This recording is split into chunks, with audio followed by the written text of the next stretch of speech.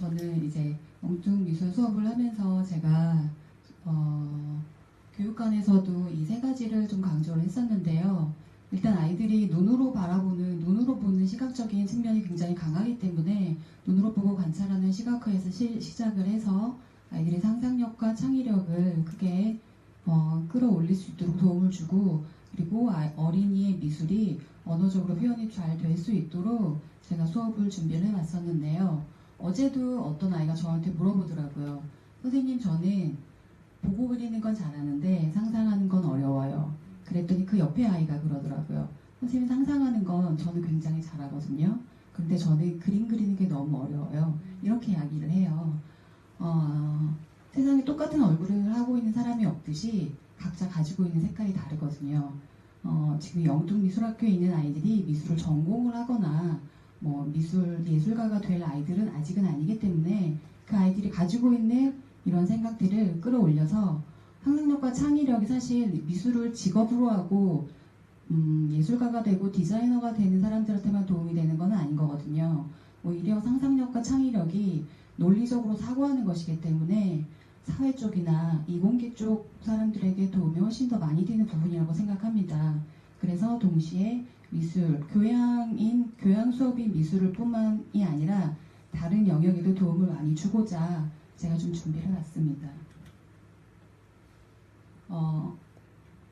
유아반과 초등학교에서의 상상력과 창의력을 제가 수업을 어떻게 준비를 했었냐면요. 유아반은 놀이가 곧 학습이라고 생각합니다.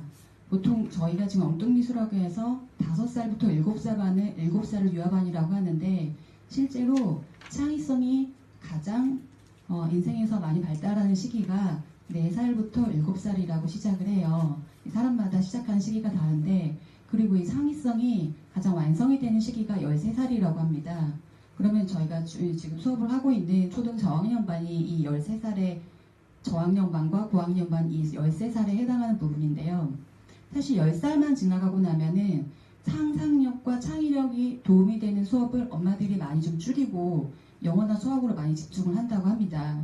그러면 이제 10살부터 13살까지 3년 동안이 평생을 사고하고 논리적으로 생각하는데 되게 중요한 시간인데도 불구하고 아이들에게는 준비를 조금 많이 못하는 시간이 될 수도 있어요. 그래서 저희가 13살 자라반까지 도움을 준다면 이 아이들이 미술뿐만이 아니라 다른 직업 영역에 가서도 논리적으로 사고하는 것이 도움이 될 거라 생각합니다.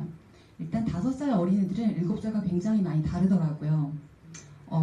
문자나 언어를 가지고 미술을 시작하면 일단 집중력이 빨리 떨어집니다. 그래서 1학기 때는 제가 초등반이랑 같은 커리큘럼으로 시작을 해가지고 수업을 했었는데, 이 5살 어린이들이 금세 지쳐하고 지루해하는 모습이 보였어요. 그래서 이제 2학기 때는 수업을 완전히 분리시켜서 놀이의 형태로 빠졌습니다. 그래서 물감을 빨대로 불고 퍼포먼스처럼 스냅을 가지고 어떤 모형을 한번 그려보고, 검정색 종이를 깔고 그 위에 밀가루로 거꾸로 한번 그림을 그려보고, 그리고 밀가루 반죽을 이용해서 손가락 끝에 감각을 한번 키워보고, 그리고 미술을 해가지고 우리 손이나 발을 가지고 이제 놀이로 체험을 하는 이런 것들 많이 준비를 해왔었는데요. 이러면서 이제 5살에서 7살 어린이들의 창의력이 많이 도움이 될 것 같아요. 그리고 이제 초등반 같은 경우에는 이 창의력의 가장 높은 부분인 논리적으로 사고하기 쪽으로 많이 접근을 해서 어떠한 항아리 모형을 입체적으로 만드는데 동그란 구의 형태가 아닌 육면체를 만들기 위해서는 우리가 문제를 어떻게 해결을 해야 될까, 그거를 저기 보이는 남학생과 여학생 둘이 이제 고민을 하면서 시작을 했어요. 왜냐면 이게 정육면체가 아니라 모양이 좀 좁아졌다 넓어졌다 하는 형태였기 때문에 두 명의 아이가 종이를 이렇게도 오려보고 저렇게도 오려버리면서 결국에는 문제를 해결하는 그런 수업이었습니다. 자, 제가 수업을 3가지를 수업 사례를 가지고 왔었는데요. 첫 번째 제가 아이들에게 줬던 거는 패턴 디자인이란 무엇일까라는 주제였었어요. 이렇게 종이를 주고서 여기다가 그리고 싶은 걸 그려보자 하는 것보다 어떤 직업적인 영역에서 제가 끌고 와서 아이들에게 수업을 좀 시작을 했었습니다. 그러면서 패턴 디자인에, 이건 제가 그 아이들한테 수업했던 이제 자료인데요. 패턴 디자인의 정의는 그냥 한 줄로 간단하게 설명을 하고, 그날 아이들이 입고 왔던 티셔츠의 무늬, 아이들이 메고 온 가방의 패턴, 아이들이 손에 들고 있는 핸드폰 뒤에 커버 디자인 이런 것들이 다 패턴 디자인에 해당되는 영역이다 라고 얘기를 하면 아이들이 쉽게 이해를 하는 부분이죠. 그리고 그 다음에는 알렉산드로 맨디니의 이제 의자를 보여줬는데 이거 같은 경우에는 그냥 단순히 클래식한 의자에 현대적인 색감을 얹었을 때 의자가 굉장히 다르게 보인다는, 그래서 프루스트라는 의자를 우리가 굉장히 새롭게 많이 받아들이고 있는데 아이들이 눈에 보이게도 색달아 보였던 것 같아요. 이러면서 아직은 어린 아이지만 맨디니라는 작가에 대해서 설명도 조금씩 시작할 수 있었어요. 그리고 또 나이키 브랜드에 실제로 이런 패턴을 적용해서 샌들이나 운동화를 만들었던 사례를 직접 보여주면서 아이들에게 이런 패턴 디자인이 직업으로 연관을 돼서 내가 스포츠 의류 회사의 디자이너가 되는 상상을 한번 해보자 라고 해서 준비했던 게 신발의 패턴을 그리는 수업이었습니다. 그래서 PPT 영상을 실제로 자기가 제 신발 모양의 종이를 화면에 직접 대면서 무늬가 입혀졌을 때 이런 무늬가 패턴이 되면은 이렇게 완성이 되겠구나, 이런 무늬가 영상으로 입혀지면 이렇게 되겠구나 라고 직접 상상을 하면서 했던 수업이었던 것 같습니다. 그래서 이거 완성된 결과물인데요. 아이들이 그냥 막 정형화되고 이런 것들 일단 신발 모양은 다 똑같은 모양이지만 그 안에 아이들이 가지고 있는 색감이 다르듯이 깔끔하게 칠하는 걸 좋아하는 아이, 바스키아처럼 약간 낙서처럼 그리는 아이, 이렇게 다양하게 보여주는 모습을 보았어요. 자, 그리고 이제 두 번째 이제 홀치기 염색을 활용한 색채 수업을 준비했었는데, 홀치기 염색은 사실 대부분의 아이들이 유치원이나 미술 수업을 많이 했던 거라서 사실 신선한 건 아닙니다. 근데 저는 염색 기법을 보여주기 위해 했던 건 아니었고요. 색상을 연구하는 수업을 하기 위해서였는데 그거를 이제 홀치기 염색이라는 거를 제가 끌고 들어가지고 그렇게 수업을 했던 거였죠. 그래서 이제 사실 색채연구 팬톤 색채연구소 회사의 이야기를 먼저 꺼냈어요. 그래서 2016년부터 2018년도까지 이제 이 회사에서 발표한 그 올해의 컬러를 끌고 왔습니다. 2016년도에 있는 로즈쿼츠와 세레니티는 제가 서울미술고 TQ 연구작에서도 실제로 두 컬러를 가지고 발상과 표현을 연구작을 했던 사례였었고요.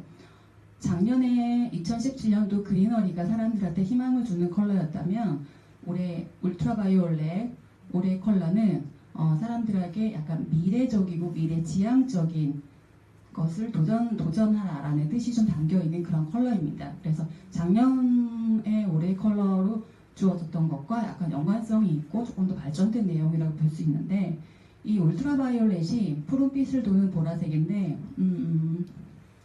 신비스러운 우주에 깊이 있는 숨겨져 있는 잠재되어 있는 뜻이다, 이런 뜻이 좀 있어요. 그래서 그런 부분이 어린 아이들과 좀 같은 모습이지 않나, 이 아이들이 가지고 있는 잠재력이 같은 부분이지 않나 해가지고 울트라바이올렛을 주제로 제가 삼아봤고요. 그래서 이제 팬톤의 수석 디자이너가 얘기한 우리는 창의력과 상상력이 모두 필요한 시대에 살고 있으며 울트라 색상이 바로 창조적인 영감을 준다. 이 이야기를 아이들한테 들려주고 수업을 시작을 했었습니다. 다 똑같은 보라색이 아닌 각각 가지고 있는 조금씩 채도나 톤이나 이런 것들이 다른 보라색들을 아이들이 바라보면서 우리가 새로운 색깔을 한번 만들어보지 않겠니? 그거를 이제 홀치기 염색이라는 방법을 이용해서 한번 수업을 해보자 라고 해서 제가 이제 염색을 했었습니다.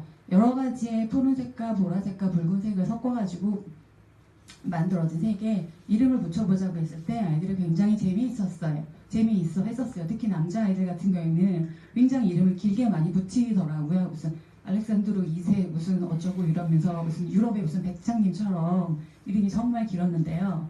네, 전체 다 만든 다음에 아이들이 이제 슈퍼바이올렛, 울트라 사이언 블루 바이올렛 이런 식으로 이름을 붙이면서 되게 즐겁게 수업을 했던 사례입니다. 이걸 가지고 그냥 이렇게 염색한 거에서 끝나지 않고 그 다음 주에 이거 가랜드를 만들어서 자기 침대 위나 방의 문에 걸어가지고 이런 색을 만들어봤던 기억을 조금 더 오래 간직할 수 있게 이렇게 마무리했던 수업이었고요. 이제 마지막은 인체를 표현하기인데 이게 가장 시간이 좀 길었던 수업이에요. 제가 이 수업을 한 달을 좀 준비했었는데요. 자, 첫 번째는 조각가 알베르토 자코메티 작품을 보여주면서 먼저 시작을 했어요. 자코메티 전시는 이제 작년 이맘때쯤에 작년 겨울이랑 봄에 전시를 했었는데 실제로 어린 아이들이지만 전시장을 갔다 온 아이들도 좀 있더라고요. 그리고 갔다 오지 않은 아이들은 왜 이렇게 울퉁불퉁해요? 눈이 왜 이렇게 커요?